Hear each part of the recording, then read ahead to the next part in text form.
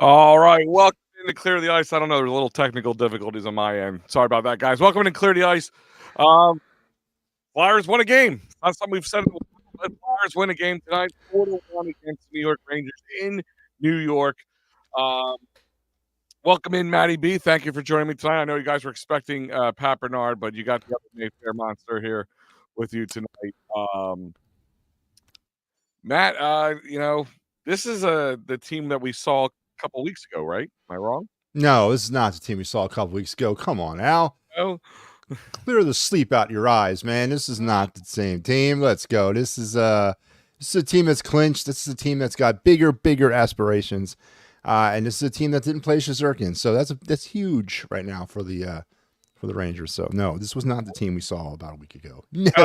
I remember coming into this and I said to you probably a little while ago, maybe a week ago, I said this team this team would probably be the easiest team that they play in this last bit of gauntlet because they're going to, at this point, be resting their guys, not putting guys out there in harm's way.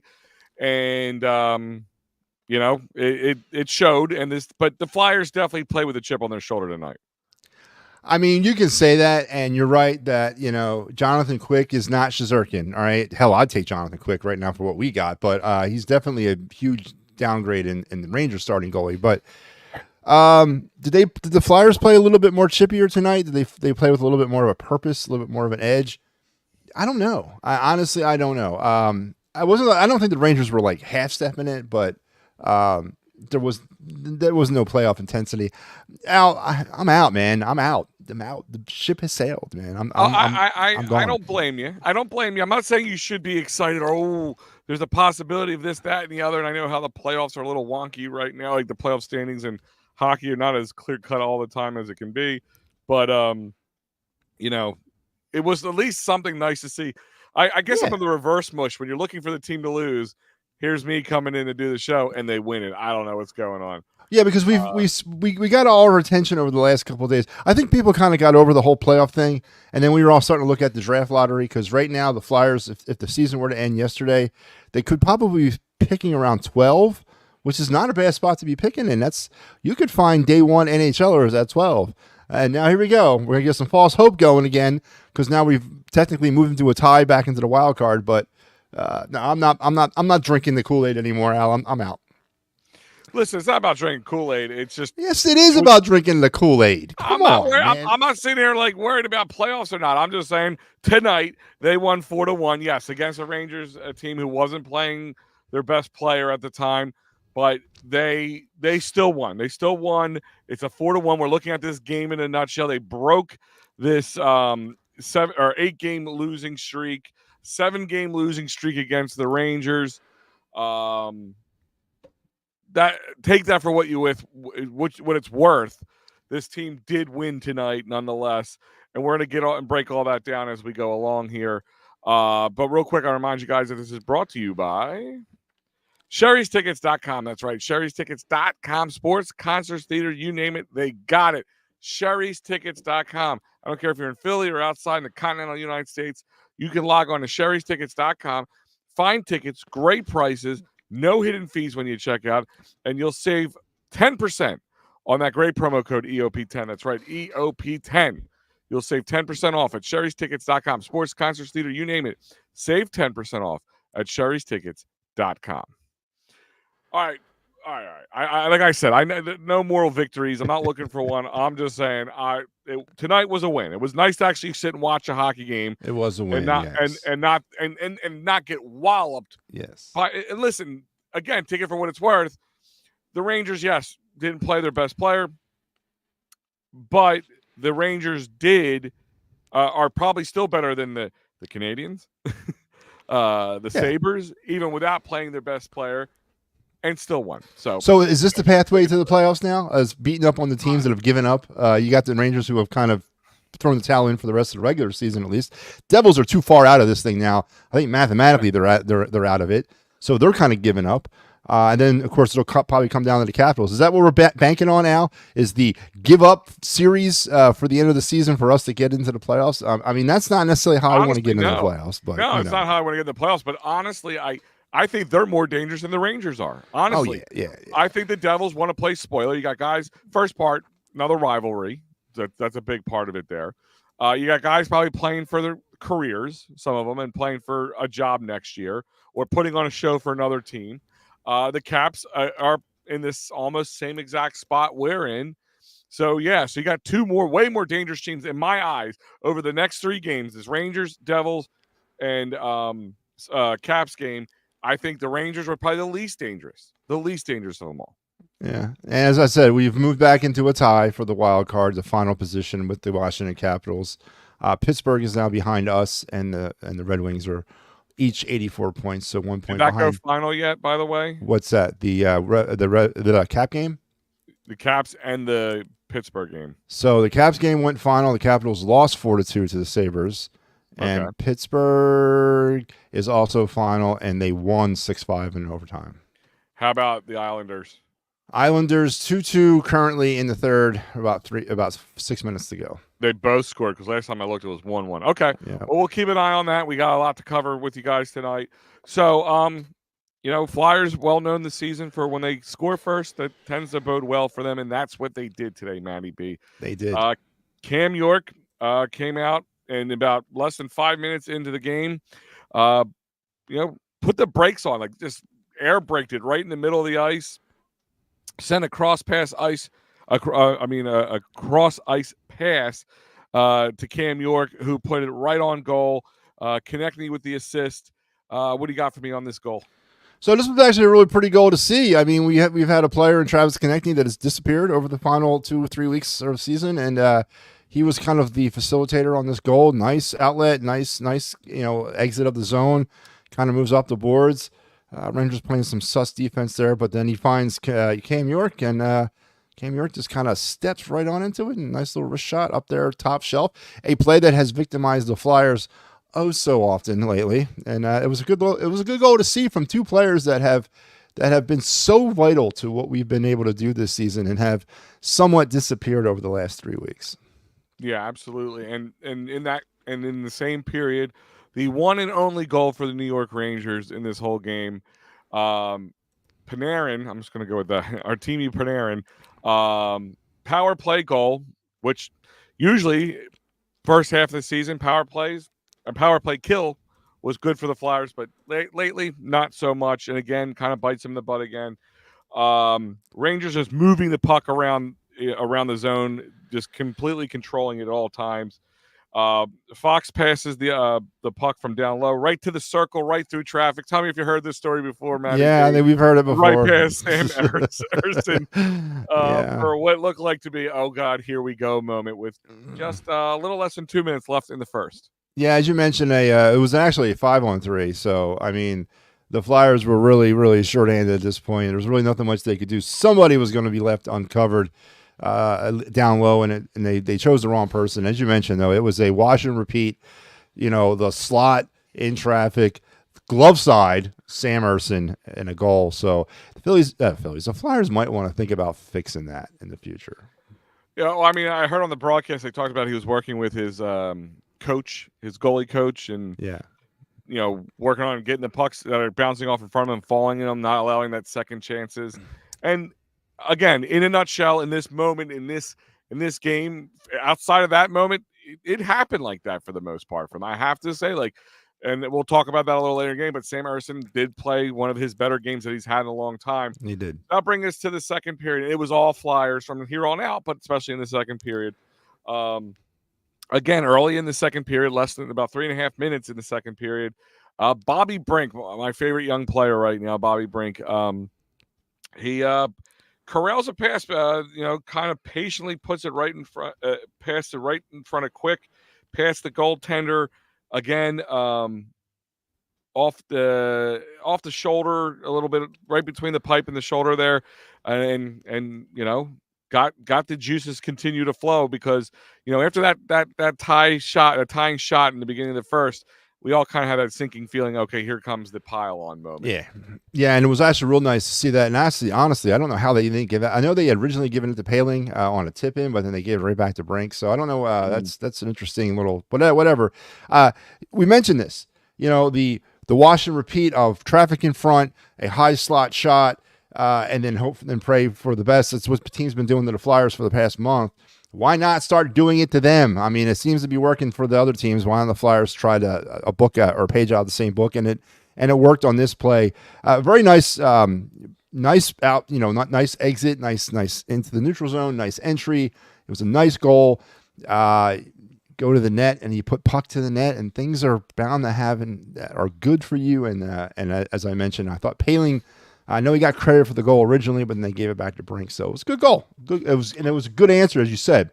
As you know, we've seen it again. Urson hasn't lasted many games, and we gave up an Urson goal, and we're like, here we go, more Urson goals to come. But to his credit, he kind of clamped it down.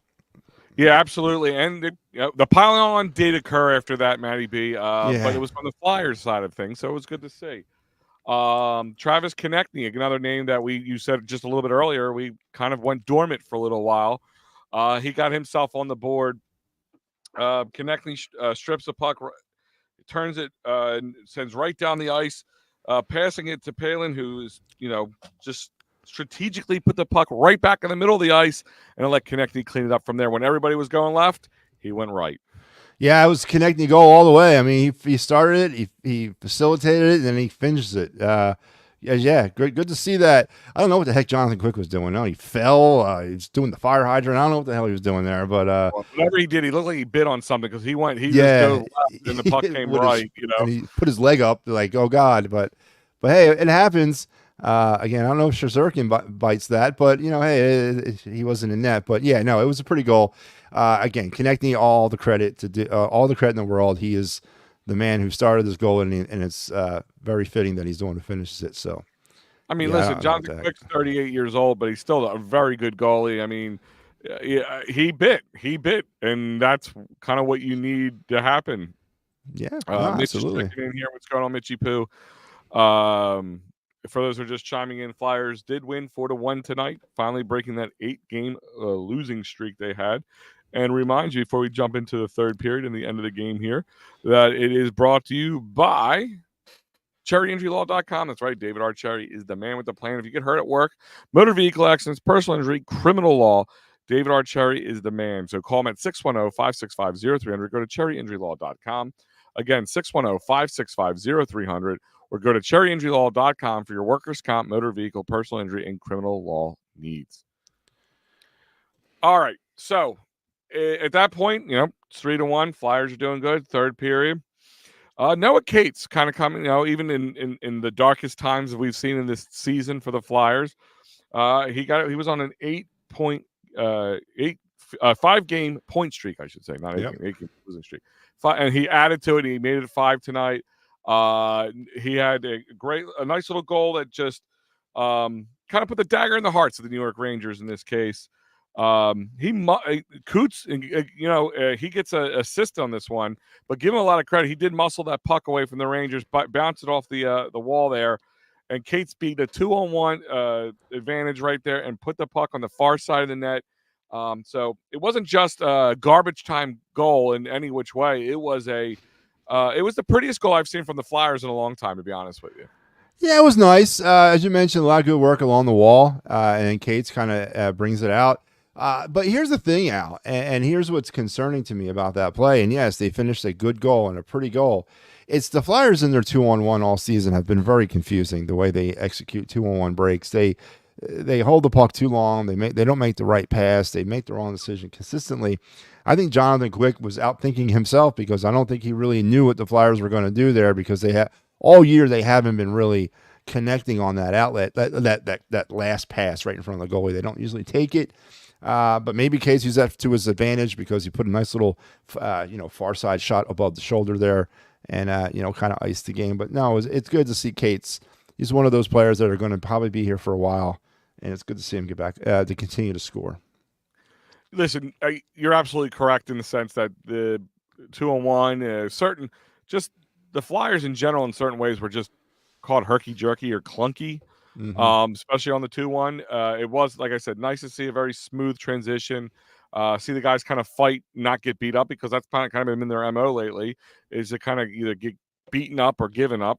And Couturier, I give a lot of credit on that one. Samheim kind of kept it alive. Couturier fought through it, and Cates rushed up halfway up the ice, and he did beat the 2-on-1, which would give you that final score 4-1, giving the Flyers the first W in, oh man, what's it been, 2 weeks? It's been a minute. It's been a while. What is it, since the Panther game?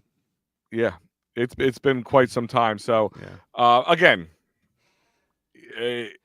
it's character building maybe at best for them.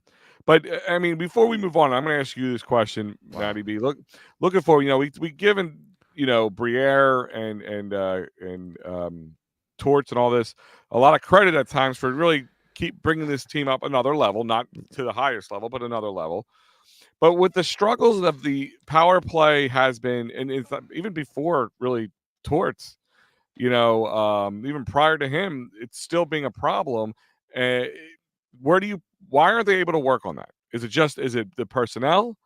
They don't have a good personnel that clicks, or are they just not finding the right way to get these guys to click? It's they don't have the scores. They don't have the element that can run an effective power play. They just don't have the people.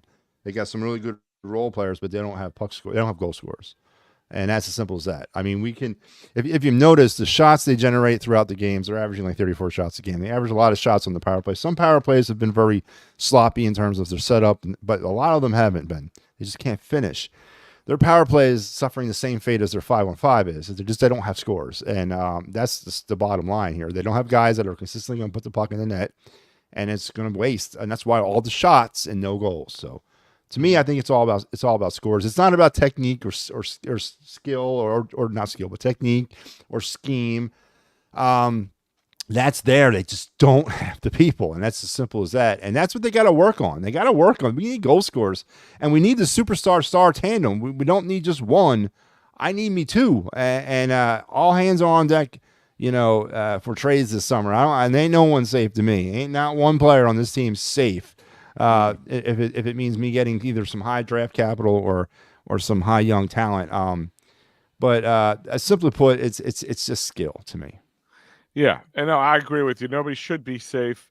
But let's be speaking of goals, let's talk about the guys in between the pipes here for a second. Sam Ersson, who had a really good game tonight. He was 18 for 18 on even strength. He was 5 for 6 on the power play, which and that gave him a total of 24 of 25 shots saved with a .960 save percentage. Like I said, he has struggled mightily. But was it tired? Was it just not ready to take on the full load of what Carter Hart, was taken care of prior to this? But definitely, in a nutshell, this is one of the best games I've seen from Sam Ersson in a while. Yeah, it's like around the All-Star break, actually. It's been one of the better ones. He definitely played really well. I don't know the answer to the question. It's maybe all the above of what you asked. All the above factors have led Sam Ersson down this path. I don't know. I think there's something there. Then again, I think there's something there with all the Flyer goalies. It's just a matter of developing it, and what they do in that position going forward this season is going to be very interesting. Do we bring in a Marc-Andre Fleury type who is a free agent? Do we bring in a Samsonov who is a free agent? Do we bring in a guy like that on a 2-year, 1-year deal and spend a year mentoring some of these young goalies that they're going to have a plethora of and try to kind of bring on the next guy? I don't see how they don't do that. They got to bring somebody in here with some damn experience. I think a veteran presence would be more than it would be one of the best ideas they've had in a long time. Not a guy that's going to be it's going to lead them to a championship win, but a Marc-Andre Fleury, even a Jonathan Quick type guy, have those abilities to do that. And if they, let me ask you a question. In all honesty, Jonathan Quick, like I said, he'll be 39 by next year. Mm-hmm. Marc-Andre Fleury is probably right around the same age at this 37, point. 37, yeah. Yeah. So, I mean, if during this 8-game losing streak, if you had that more veteran presence in here, is it an 8-game losing streak? Is it a probably 4-game? Not? Probably not. If we had Carter Hart, it probably wasn't an 8-game losing streak. Yeah, the tandem thing was going well. It was. Each one of them were playing very well through that. They were getting enough work, each of them. And I'm going to say no, we don't have that 8-game losing streak. But hindsight being what it is, I know they can't go into the situation next season with 2 rookie goalies as your tandem. They got to have a veteran. Down in the minors, they can do it. I know Fedotov will be probably down there. Kolosov will be down there. and then you have Urson backing up whoever you bring in up here. Then you got maybe Bjornsson, who I don't know what you do with him. He's going to be on his 4th year with the Brandon Wheat Kings. I don't even think he's going to want to go back to major junior hockey next season. I don't think they can bring him back. I think he's going to have to go pro. So there's a goalie kind of like a, I don't know. Log jam? Yeah, the log jam of goalies coming down the path, but unfortunately none of them are ready to play in the NHL. And the Flyers got to figure that out. And the Carter Hart thing really screwed things up. Listen, yeah, it did. Listen, I'm not blaming this 8-game losing streak on Carter Hart, but it did throw this team kind of off kilt. It did. And then everything they had to do. Speaking of Jonathan Quick, he did play tonight, so he was 23 of 27 shots on goal with an .852 save percentage tonight. Not one of his best games. Real quick, I'm going to run down these with you. Again, tell me if you heard this story before. Shots on goal, favor the Flyers, 27 to 25. Yeah. Face-off percentage, though, it's 58-42 in the favor of the Rangers.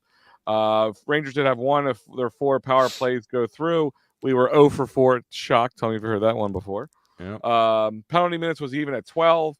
Hits was almost even with one inching 18 to 17 for the Rangers. Block shots, again, Flyers MO, 19 to 8 in the Flyers' favor. Giveaways, 6 to 1, which was definitely probably the shot in the foot for the Rangers tonight. And 6 to 5 on the takeaways for the Flyers, as well as the Flyers do salvage getting shut out by the Rangers in the season series, winning tonight, making a 3-1 Rangers season series victory overall. And that is your stat line for the night. I'll remind you guys, it's brought to you by Dolan's Bar. That's right, Dolan's Bar, 24 East Sellers Avenue in Ridley Park. And May 25th, John Kruk and Mickey Morandini will be in the house to play wiffle ball with you. That's right. Come on out to Dolan's Bar at 24 East Sellers Avenue in Ridley Park. Meet John Kruk and Mickey Morandini and play some wiffle ball with them. There's going to be great prizes and chances and opportunities for you to hang out with some of our favorite Phillies of the past. So check it out. Come to Dolan's Bar, 24 East Sellers Avenue on the 25th of May.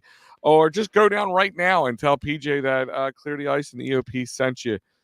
And speaking of Clear the Ice, here is the rest of the week. Rest of the season, I should say, to be honest with you.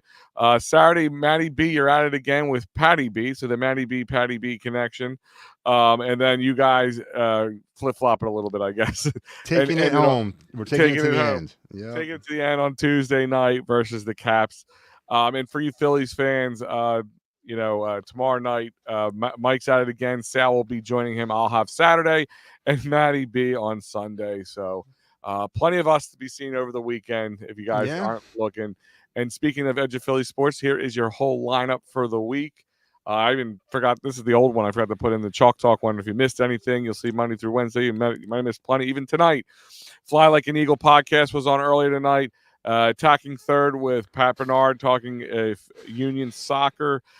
Clear the Ice, of course, right now. And the Fightins final was on right before us with Mike Laro, with the Phillies winning the first of the series against the Pirates, which was a good win, a big win. Nice to see for the Phillies. But let's do this real quick because I want to kind of go a little out of order than we normally do. But let's jump into your stars of the game.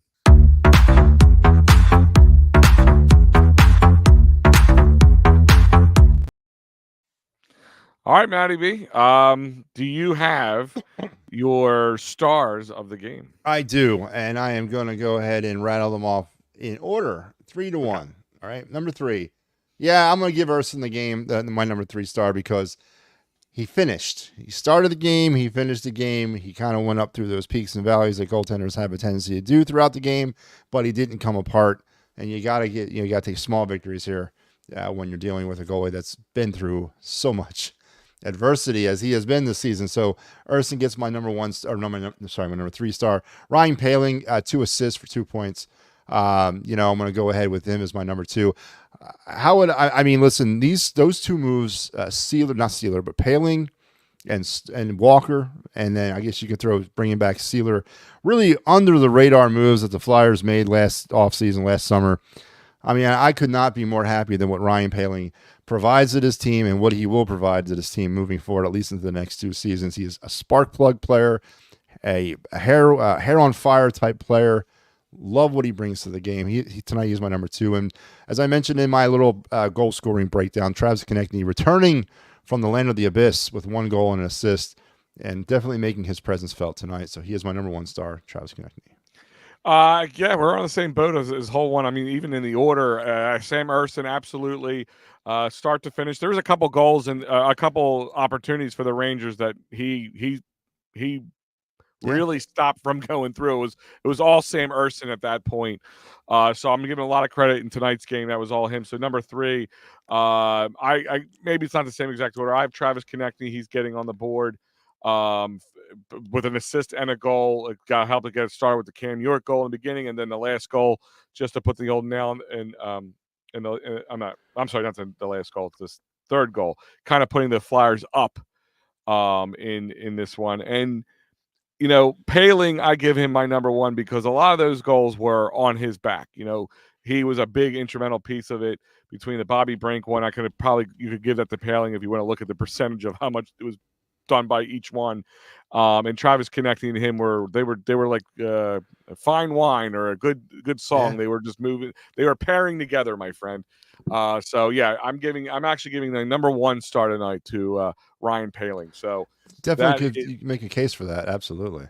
Yeah, and that will be our 3 stars of the game.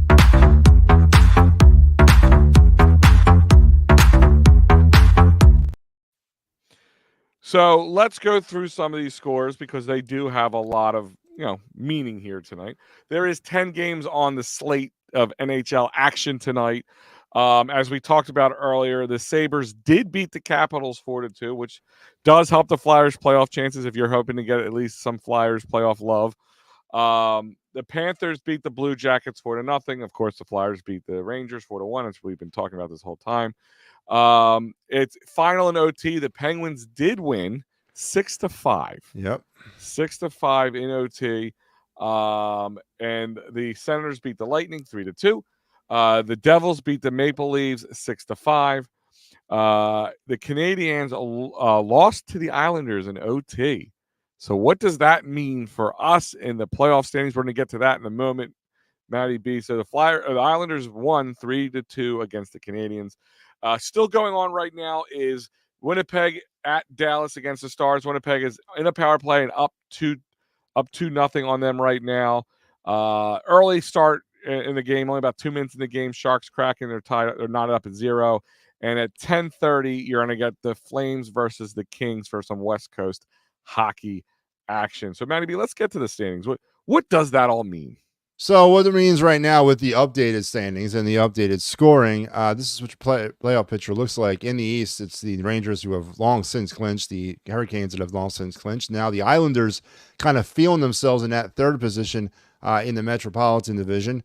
As far as the wild card, the race that means the most to us, no one's catching Tampa at 96 points. The real race, of course, is for that final spot. Right now, the Penguins hold a slim 1-point lead over the Capitals and the Red Wings and your Philadelphia Flyers. The Penguins with 86 points. The Flyers, Red Wings, and Capitals now with 85 points. But out of all those teams that I talked about, the Flyers have the least remaining amount of games. The Flyers have 2 remaining, and everybody else, the Penguins, the Capitals, and the Red Wings, have 3. So not looking good as our season is starting to kind of go on to life support. Yeah. No, yeah. I mean, like I said, part of me wants to still see them in the playoffs, but at the same time, if you're talking about seeding for the draft and all that, I would take that over a playoff run at this point because, especially here's my thing is, it really does depend on how they look in the next 2 games. If they look like they did tonight in the next 2 games and they don't get throttled by bad teams, I mean, listen. Capitals are in the hunt with them. So right now, even the Capitals aren't as good. They're not as bad either. They're very evenly matched in that case. So they both are going to be slugging in to try to make their playoff lives alive there, keep their playoffs life alive. But they do have some tough sledding, even though the Devils are out of it. They are not out of hating the Flyers. No, they're and they're not. not And out. They're and not out obviously the spoiling them. Devils. Yeah, and the Devils' season did not go anything the way they anticipated. They thought they were going to, because they were the Flyers last year, minus the 8-game losing streak at the end. They kind of came out of nowhere and returned the relevance, and they did not anticipate this type of season this year. So yeah, they're not feeling it right now. Yeah, so they're. I'm sure they're very angry, and they just hate. Listen, they hate us. We hate them. And what would make you what's the only way would make it better? Like, how many times as an Eagles fan over the years when we weren't a good team, as long as we beat Dallas, we're okay. Well, right now we're probably, if we can keep the Flyers, the Devils are like, if we can keep the Flyers out of it, we have a little bit of a moral victory on the way out the door. So Saturday night seems to be an interesting night here in the NHL. This is what's going to look like on game too, isn't it? on Saturday. The Flyers and Devils will kick it off at 5. Actually, 5. Yeah, it's a weird time. I knew. But at 12:30, the Islanders will be battling the Rangers. Then at 5 o'clock, it's going to be the Sabres and the Panthers. 5:30, Tampa Bay will visit Washington. And at 7, Detroit will visit Toronto. And then at 8, Boston goes to Pittsburgh. So, they're half-hour, 2-hour staggered games. It's going to be an interesting day of scoreboard watching for you Flyer fans out there as we. They did this on purpose. Yeah, of course. Listen, I weirder things have happened. I know Boston and Tampa, they're not clicking in all cylinders. They're in a different mode right now as they're trying to get to the end of the season for the real season to begin. So, but you never know. You never know. So that's what it looks like here heading down the stretch, at least for Saturday. Yeah. So like I said, Saturday, Matt and Pat will be at it again to really break it down and really kind of give you guys that playoff picture. Again, and I know we haven't, people are probably out on it, but I do wonder how many Philly sports fans out there would just like to see some playoff hockey. Maybe see them have a little clear, bring them back to life for a few games and see if they can make a little noise in the first round and be a better team. But again, I can take it or leave it either way. But I talked about you on my Wednesday night show. I brought your name up a couple times.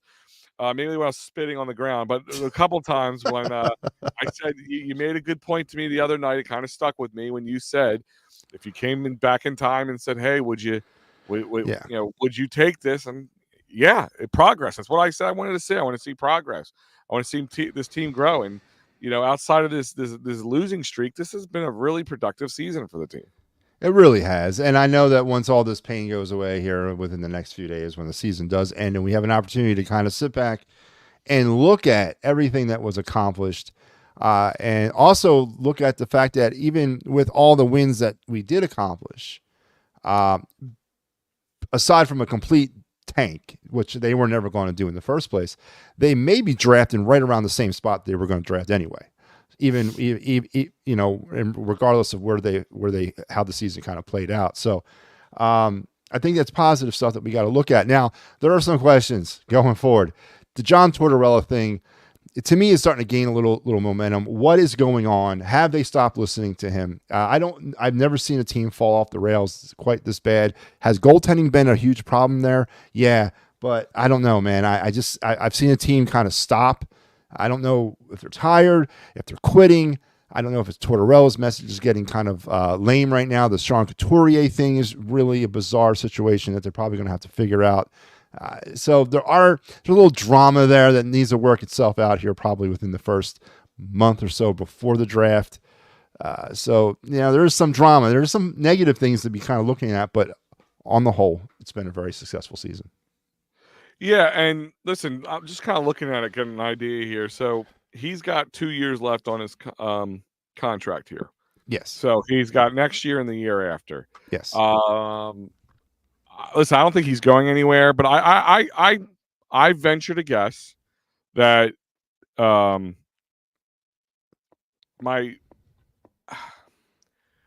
I wonder if it's getting tired. I mean, it's like he kind of said it. He was waiting for in his opening press conference. Yeah. That I might not even be here to see them get over the hump.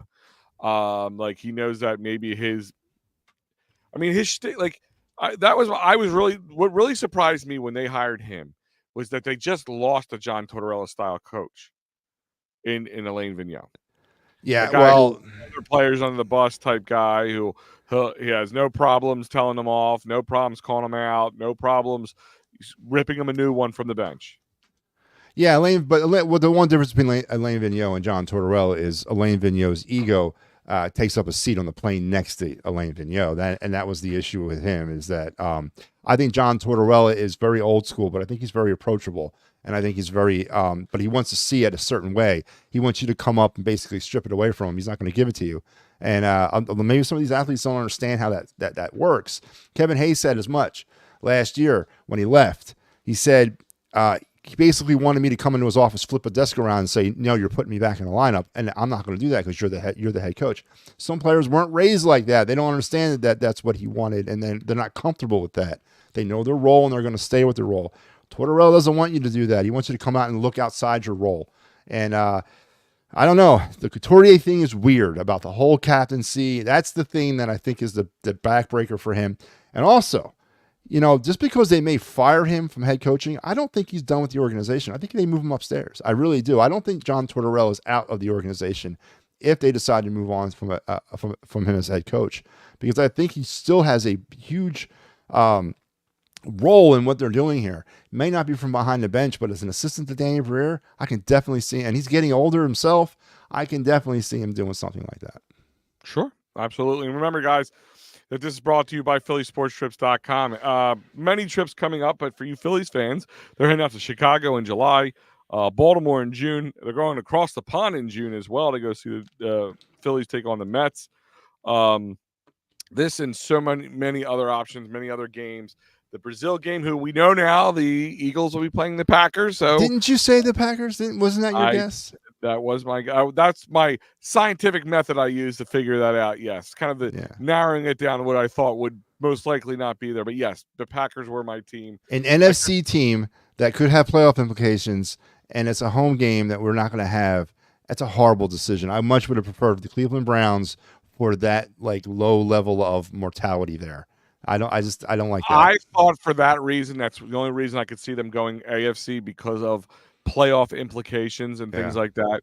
Like I said, I knew it was not going to be a divisional rival or divisional team at all. No. I didn't think they were going to put a stinker in there either. They were going to find a decent matchup. So you weren't going to get like a Falcons in there or a Carolina Panthers or some bad team in there. It wasn't going to be Baltimore. It wasn't going to be Pittsburgh. They're not going to do Battle of Pennsylvania and Brazil. That left Cleveland. People thought the Steelers, and the reason I was off the Steelers thought was because it was too close. Yeah. They were going to stay away from any of the geographically local teams. So the Packers being a decent team could be a good matchup, but far enough away. I thought that's kind of where my mathematical equation came. I had Cleveland as if they don't go NFC and they're going to stay in the AFC, it would have been Cleveland. Yeah. But yeah. So no, that's where it came down to. And hey, it'll be a hell of a matchup week 1 on a Friday, which will be interesting all on its own. But also, guys, just want to kind of keep you all up to date here at EOP. A lot of things going on. A lot of new stuff coming on. We got the draft coming up, big time here at EOP. I just had a nice meeting today with some of the guys. It's going to be 2 nights of night 1 and night 2 of just breaking down everything from Eagles and beyond and throughout the NFL, and just breaking down the draftees. And then day 3, we'll have a breakdown, stories and graphics, and just up to date on all this stuff in the draft, especially for the Eagles. And also that week, our newest show will be debuting. Not a new show, but our newest show will be debuting. Trending in the AM has moved over to the EOP network, which is super awesome. Phil's a great guy. We've all watched him for a while, and it's just nice for him to finally get to come on over here. And here's a little teaser.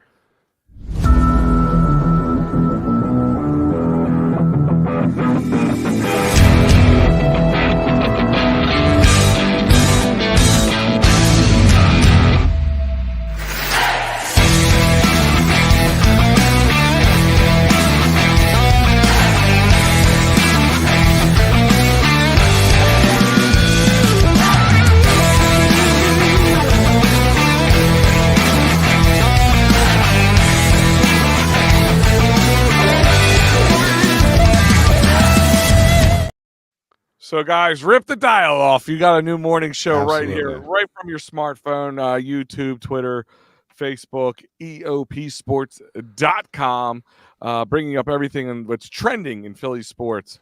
So, like I said, that's my new hashtag. You can rip the dial off right Rip now. the dial. Hey, that was a really good piece there, Al. Good work there. Now, was that shot of Center City? Was that from Delco or was that from the Northeast? That actually was probably more from the Northeast, be honest with you. Okay, The way that was facing, that was Northeast. But no, yeah. So happy to have Phil on, and like I said, there's gonna be a lot of other new announcements that come in the following weeks after that too, because just getting them all together. I was thinking about doing it all one time, Matty B, and I'm like, that's just too much. So I'm gonna give everybody their due. So there's a couple other new things coming out as well. So please stay tuned. And you know, I know it's not the Fighting's final, but it is something we'll be back at again.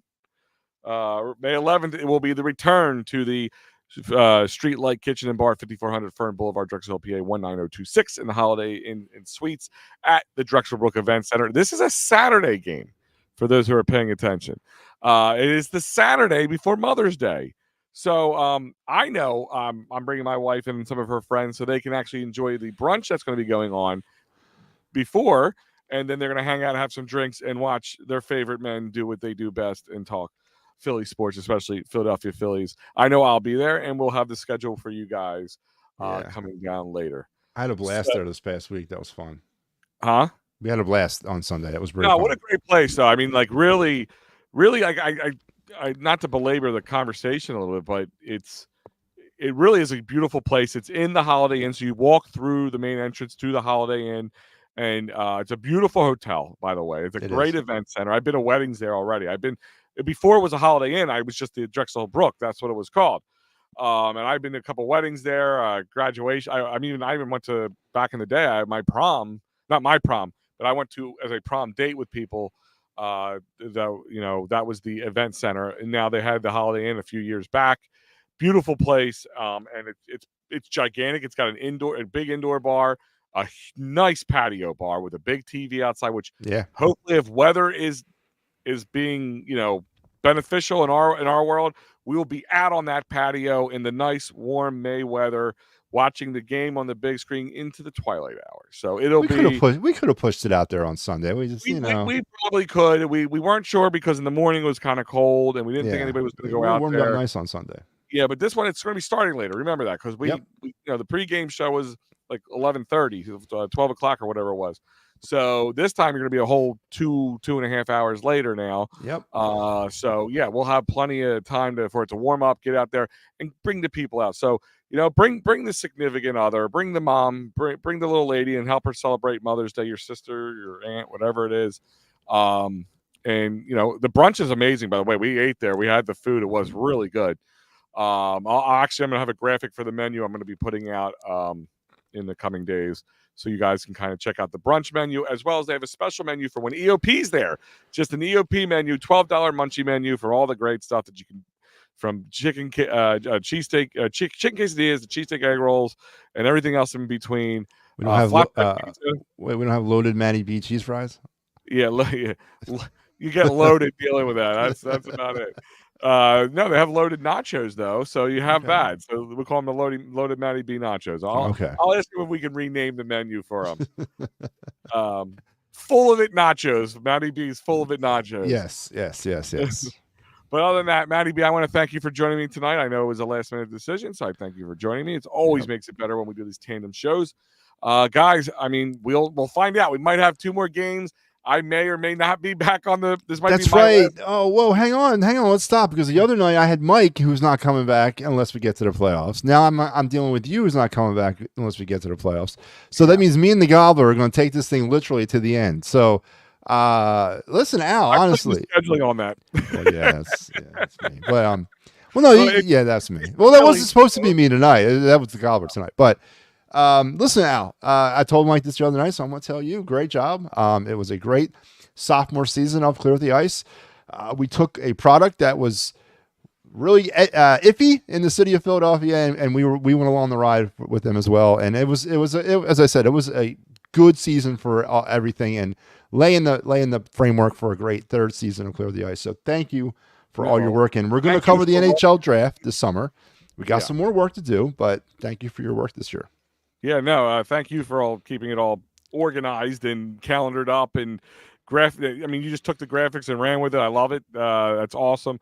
And on top of it all, I have to admit, this is something I have to point out. I have a handful of people who's reached out to either EOP or I knew who just follow us for what we do, and they said thank you for making the Flyers fun again for us. Yeah. Now the Flyers, at one point this season have been a hot team that people love to talk about, especially when the Sixers were going on a downward trend when Embiid got hurt. But even before that, they said I had no urge to watch the Flyers, and I caught a couple of post-game shows with you guys, and my urge came back. So, I love what we can do here. Me and you, what we did this season, from last season, this season, the Fighting's final. Wait till we do with the Clear the Ice next season. A lot of some new things are going to be coming down, and it's going to be a good time. Yeah, and I'm looking forward. As I said, we're doing the NFL draft, but we're also going to break down the NHL draft. We're going to do a Flyers review show, a season review show, probably right after the draft, and kind of tie it all together. And then, of course, the Fighting's final and all the great things we're doing over there, and the MLB draft. That's right, we're doing an MLB draft show this year. I've been dropping articles all all spring long about the prospects. So it ain't stopping. You can't control us. You can just hope to contain us, which I don't think you can. I think just enjoy it, man. Just keep bringing it. Like that's all we do is we bring more and more and more, and just keep feeding you. And you can watch what you want to watch and listen to what you want to listen when you can listen to it. I have a lot of people tell me where their new like to and from work podcasts now, different ones, because we do put out the new podcast, just putting it for each static show. And now we're gonna have the morning show, so it really is gonna be interesting to watch. Is that getting podcasted? No, you don't have to worry about that one. You don't have to worry about that. I'm podcasting that. No. That would be way too much podcasting. Well, that's all right. I do it, but it's going to suck up a lot of bandwidth. Yeah, well, that's the problem. We only get so much bandwidth, and adding a show that's 5 days a week onto the podcast platform could be too much. But it'll be live, so if you do miss it, maybe you go to work a little later or work a little earlier, and you want to listen later. It's on YouTube. It's going to be on Twitter. It's going to be on Facebook. And it's also going to be on EOPsports.com. Actually, the Trending in the AM page is already up. I already have it up and running. It just there's no content on it, of course, because it hasn't started yet here. So other than that, Matty B, thank you. As always, it's been a great year. Hopefully, maybe we'll see some playoff action. Maybe I will be done. Maybe I won't be done. We'll see what's going on. But other than that, guys, thank you for joining us. He's Matty B, and I'm Big Al, and we're out of here.